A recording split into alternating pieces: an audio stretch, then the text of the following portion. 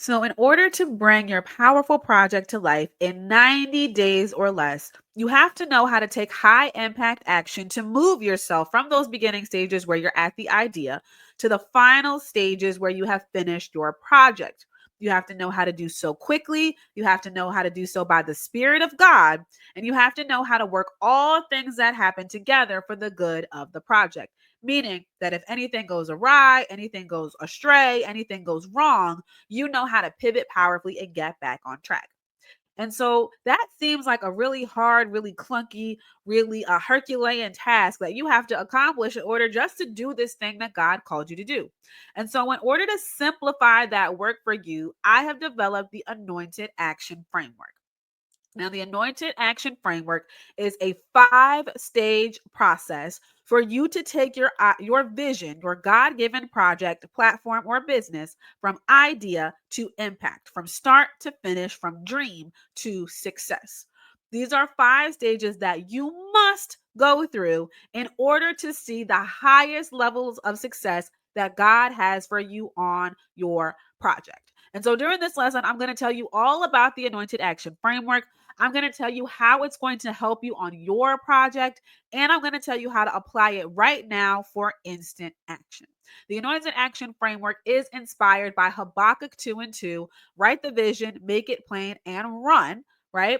And Genesis 2, 2, and 3, which is God looking back on all that he did and resting from the beautiful creation that he made. And so, using the Anointed Action Framework, we teach you to write the vision, make it so simple, so plain that it doesn't matter if a 13-year-old, a 30-year-old, or a 300-year-old uses it, you're going to get the same end result. We teach you how to run without stopping for distractions, without stopping for gaps, and without stopping for inefficiencies, and then rest and restore along the way so you are always doing work as your highest self. Okay? And so the Anointed Action Framework is what you use to bring your kingdom building projects to life. And I want you to stop and pause and reflect for a second. So, when I tell you we're talking about kingdom building projects and bringing those kingdom building projects to life, what are the assumptions that you have about what it will take to do that? And now I really want you to pause this video and reflect on what it either was like for you in the past, bringing projects to life, or what you expect it will be like as you are bringing your next project to life. So pause for a second, write down what your reflections are, and then come back and we'll go through it together. All right, you do that? Did you pause? Did you stop? If you did, let's move forward. So, myth number 1, launching my project is going to be complicated. We think it's going to be this hard, heavy process that is going to take us hours and hours, this difficult process that is going to confuse us and be clunky and hard to carry and heavy. But it doesn't have to be that way, okay?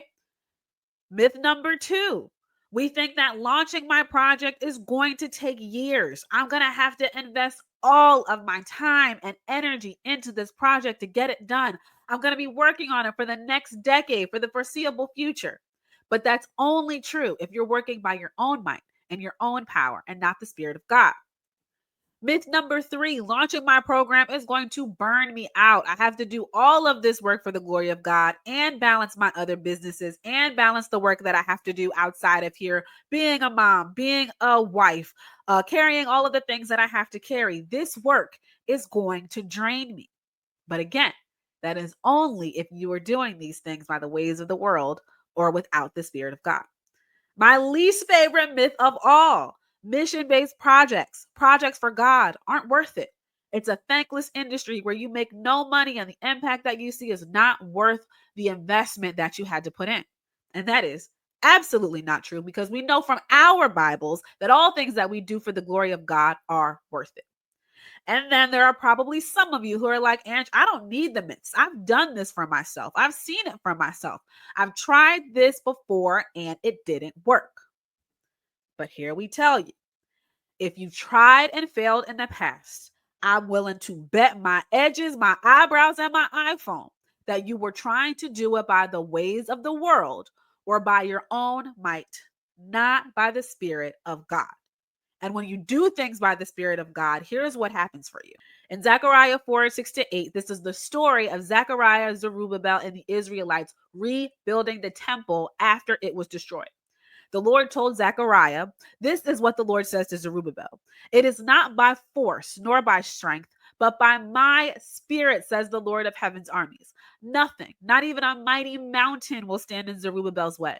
It will become a level plain before him. And when Zerubbabel sets the final stone of the temple in place, the people will shout, 'May God bless it! May God bless it!'" The work that you are doing is meant to produce praise among the people in God's kingdom. The work that you are doing is meant to happen so seamlessly that it feels like God leveled the playing field in front of you in order for it to get done. The work that you are doing is meant to glorify God and bring fulfillment and happiness to your life. You are meant to be a kingdom building powerhouse. You are filled with hundreds of witty ideas that God has called you to bring to life with power, and the Anointed Action Framework is what you need to help you do so. Now, the Anointed Action Framework is the 5 can't miss stages of a kingdom building project. I'm going to say that one more time. The Anointed Action Framework is the 5 can't miss stages of a kingdom building project. If you miss one of these stages, you are putting the success of your project in jeopardy. If you try to move forward without this framework and following this framework in order, you will make this process more difficult than it needs to be.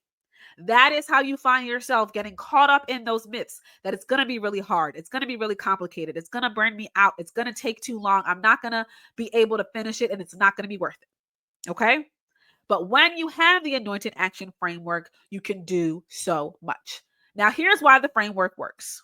By integrating biblical wisdom, business best practices, strategic structure, and Sabbath rest, this framework positions you for supernatural success because you learn how to work everything together in the natural for the best possible outcome, and then commit and consecrate that best natural outcome to God for a supernatural propelling forward. I'm going to say that again. When you learn the Anointed Action Framework, you learn to take all of the tools, resources, support, information, wisdom that you have in the natural to produce the best possible product on your own. Then you learn how to take that best possible natural product, consecrate it, and commit it to God as holy so that God can take it supernaturally forward. That is why this process works the way that it works. It is because you have found the perfect balance of Bible and business. Now, the other coaches out here will probably teach you one or the other.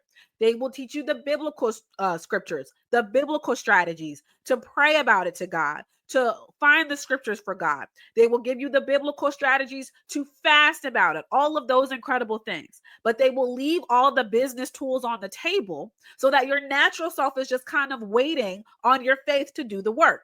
But we already know from the Bible that faith without works is dead. And then on the other hand, you have your business strategies that are teaching you how to work, how to hustle, how to grind your way to success in your next project.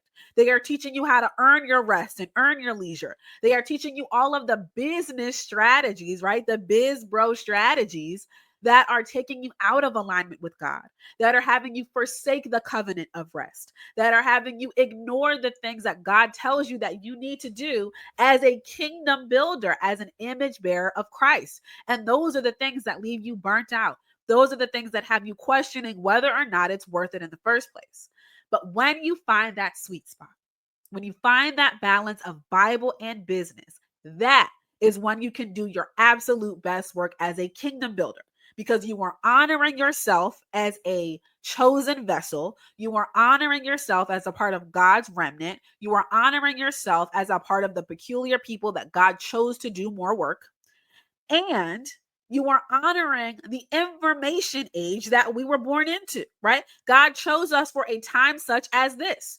And the time that we are in now has software, and has AI, and has automation, and it has ways for us to collaborate, and it has ways for us to market that take our human abilities 10 times further. So when you put the Bible and the business together, you get the absolutely best blessed project you can possibly build. All right. And so now, without further ado, I am going to give you all of the stages of the Anointed Action Framework. Step one of the Anointed Action Framework is prayer and petition. Prayer and petition gives you divine direction before you start taking action. This is how you allow God to clarify your vision. You allow God to order your steps so that you are not just starting to move on your mission without having come before the Lord and sat at his feet. Okay? Now, in prayer and petition, there are a couple of different things you have to do. You have to pray, you have to petition, you have to praise God, you have to fast, and then you have to make a final request for your project's success. And now we know by Philippians 4, 6, and 7 that we shouldn't be anxious for anything, but by prayer and petition with thanksgiving, we put a request before God, and we know that the God of the universe will do all of the things, work all things together for our good to make it happen. Okay. Now, when you are praying, when you are petitioning, when you are praising, when you are requesting, and when you are fasting, you are putting yourself in a consecrated position before God.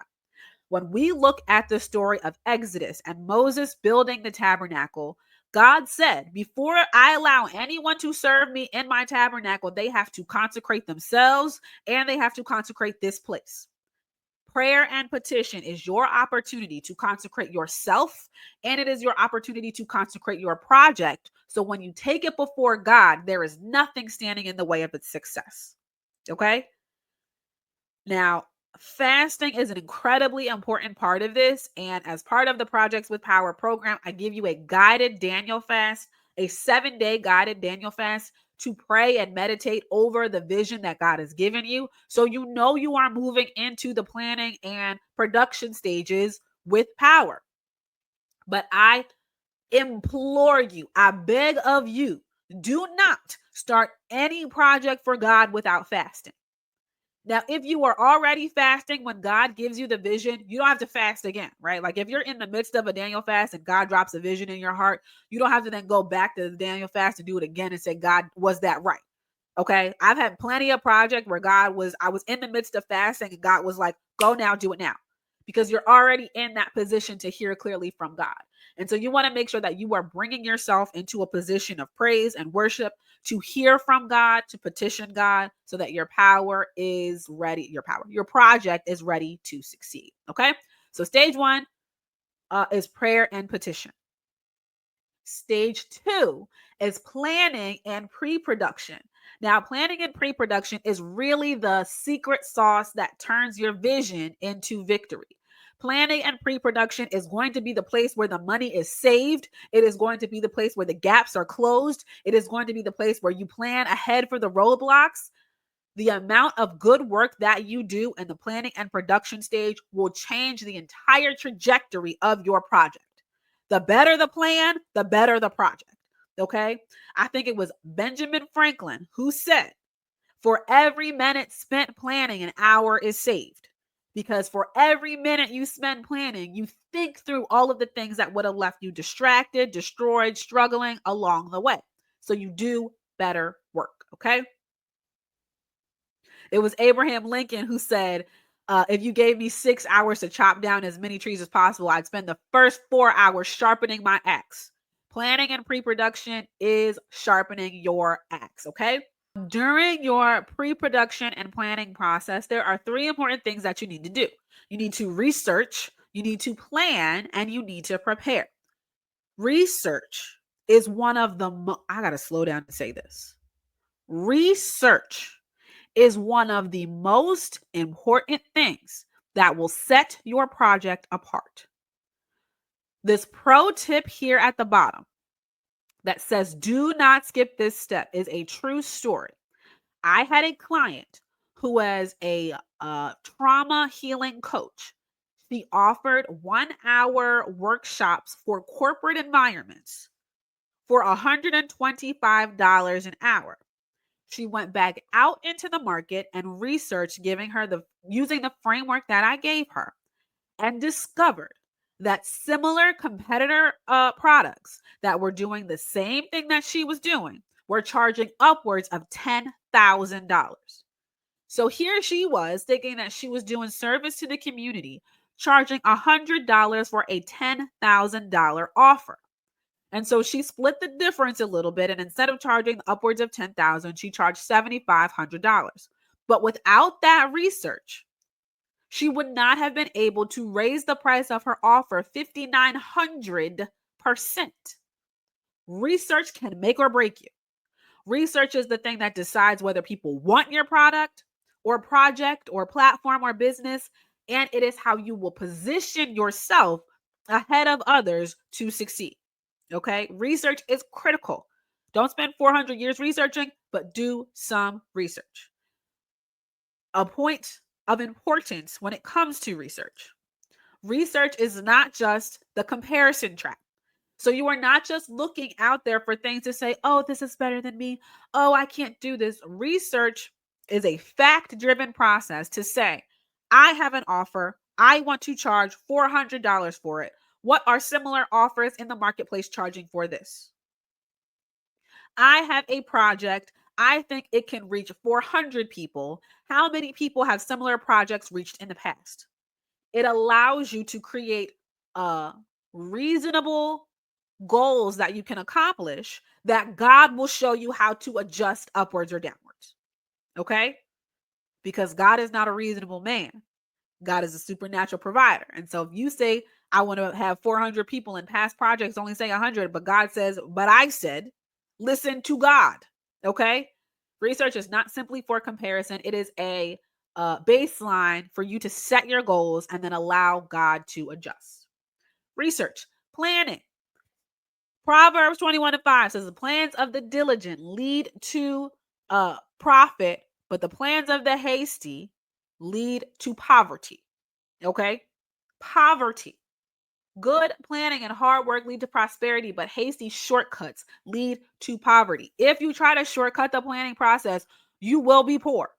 You will be purpose poor, you will be money poor, you will be glory poor. Okay? Diligently planning your work. And we will look in detail about what diligent planning looks like based on what God did with kingdom builders in the Bible, right? We will look at what diligent plans look like. We will use project management best practices to allow you to plan diligently so you succeed. But planning is not something that you can skip. I know that in the past you have probably been told, get to work, right? Do it scared, do it nervous, do it messy. I rebuke it. In the name of Jesus, I rebuke it. God said, do it diligently, do it for my glory. Okay? Work at anything as if you are working for my glory. He also said he did not give you the spirit of fear. So don't do anything scared. Don't do anything messy. Do everything by the spirit of the Lord. Okay? And then prepare.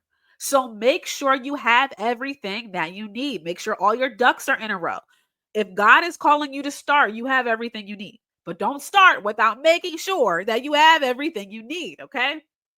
And so planning and preparation is really an important step that is going to change the trajectory of your project. It can be so enticing and so tempting to just start getting to work and start doing things. But if you don't take that time to step back and plan ahead, you are going to cost yourself time, energy, money, and impact in God's kingdom. Okay? Step 3, spirit-led execution and production. So this is not just any old action. This is anointed action with focus, faith, and flexibility. You are focusing on high impact tasks. You are focusing on working in a way that is sustainable, and you are moving based on fact and faith, not feelings. You are using information and the Holy Spirit to guide your footsteps, to order your steps. You are not working by your own might. You are working by the Spirit of God. And you are doing so that you can produce repeatable results. If you do not work in a specific way, there is no way for you to replicate that in the future. If you have a wildly successful project, but you have not calculated how you are going to produce, or if you have not tracked how you are going to produce, there's no way for you to replicate that. On the flip side, if you have a disaster of a project and you have not watched how you have been executing, you don't know how to avoid those mistakes in the future. Okay. So spirit-led high impact production is incredibly, incredibly important. So you want to work diligently. You want to work through the plans that you worked out in your pre-production. You want to use automation to offload any manual tasks that you possibly can. You want to track your results. You want to check in weekly. And here's the really important part. You want to pivot with power if anything goes wrong. Okay? Pivoting with power is so critically important. It is the working all things together for the good of the project, that Romans 8:28 that you need to carry with you. Roadblocks will happen. Hardships will happen. Mistakes will happen along the way. How do you pivot to make sure that those things don't hinder you from impacting God's kingdom? I will give you a short story. I was working on a project, a gala fundraiser with one of my clients. We ordered the wrong size tables. It was a formal 300-person gala. We ordered tiny little tables. And so we didn't know we ordered the wrong size tables until we got there the day of the gala. The tables were off the truck. They were delivered. The delivery people were gone. And we're sitting here looking at these tiny little square tables like, what are we going to do? Where are 300 people going to sit? We sat, we prayed, we stopped, we allowed God to move. And God provided the right tables that we needed for literally a fraction of the price that we paid for the wrong tables. Okay? Now, in that moment, we could have said, cancel it. We could have said, do something differently. We could have said, this is probably a sign from the enemy that we are not meant to do this. But we learned how to pivot with power. And at the end of the day, we had enough chairs for 300 people to sit down at a formal dinner, and no one would have been any the wiser. Things happen. You have to know how to handle them and how to work them together for your good. It was actually a hilarious story. And at the end, when we told people what happened, they said, we never would have known. That makes this moment even better. Okay? Produce with power. The fourth stage, the fourth can't miss stage of the Anointed Action Framework is reflection and tactical post-production. Now, at the end of any project, it is normal to evaluate how you've done and decide whether the project was a failure or a success. That process should be a system that you can follow for every project. It is not just that you're coming and sitting down at the table to look at each other and say, that sucked or that was awesome. It is saying, okay, we hit these numbers. We hit these targets. I reflected and I prayed over this, and God revealed this to me that we shouldn't do next time. It is that you have a tactical approach to understanding why a project did well. And so this process is that you need to reflect. You need to take some time away from the project. I would say give yourself a week for post-production after a project has wrapped. Give yourself a week to take some time away from it. Rest, breathe, pray over it, meditate over it, fast over it if you need to. Go back and look at your numbers. Remember, we do everything by fact and faith, not by feelings. So you are looking at the numbers that you used your software and your automation to track in your last stage. You are looking at numbers that matter. So if you're saying, oh, I had a festival last week and I lost 15 followers, but at the festival, 46 lives got saved. Look at the numbers that matter, okay? The real high impact numbers, not the vanity numbers. You are going to rate yourself an A to an F. So it's not just this project sucked or this project was awesome. It was, I think I gave myself a B- this year. Next year, I want to be able to give myself an A+. So here are the things that I need to tweak. And then you repeat. You go back through the process and you run another project. That is what makes you a kingdom powerhouse, okay? But there's one step we haven't talked about yet. And that step is Sabbath rest and renewal. Y'all are going to hear me say this a lot of times. Sabbath rest is not a request and it is not a luxury. It is a commandment and a covenant with God. And if you are not following the steps that God showed us in his creation process, taking a step back to look at your creation and then rest, you are not working by the Spirit of God.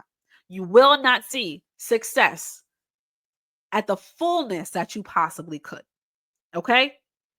Make sure that rest is built into your process. And now in the Projects with Power program, the rest module is before the production module, because I want you to think strategically about your rest before you even think about starting to work.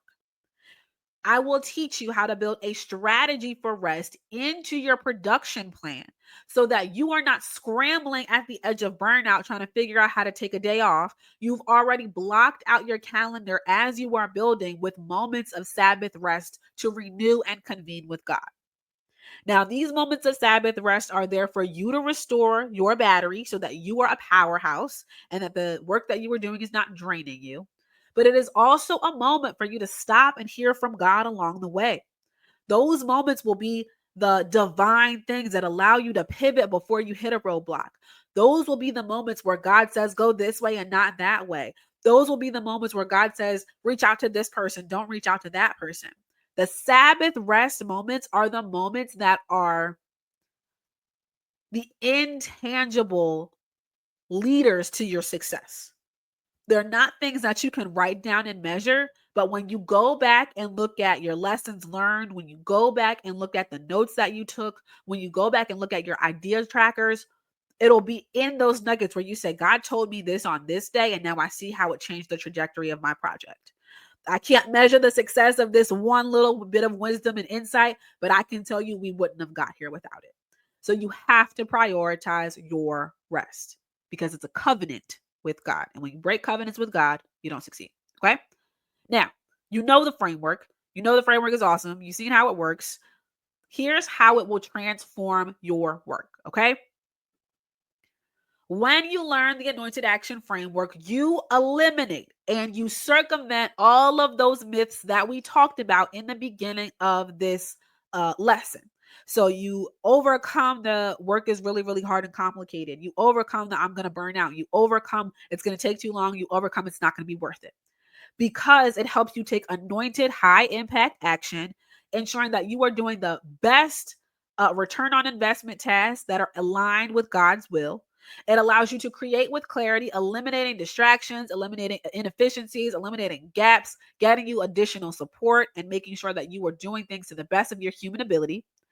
It allows you to run toward your goals without fear and without stopping, right? One of the biggest contributors to people running and stopping and running and stopping and elongating a project is because they haven't thought things through all the way. But so when you start and you go through this process, you've thought things through before they come up, and you don't have to stop running when they do.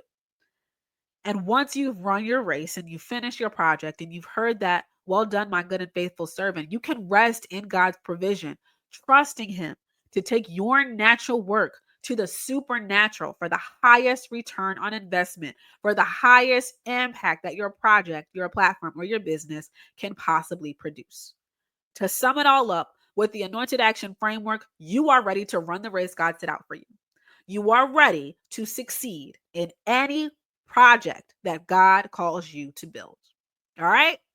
That's it. And that's all, y'all. That is the Anointed Action Framework. That is the framework that we use to build out our projects with power. Everything that we do in the Projects with Power program will stem from this framework. The modules are modeled after it, and it is developed and built from looking at kingdom builders in the Bible.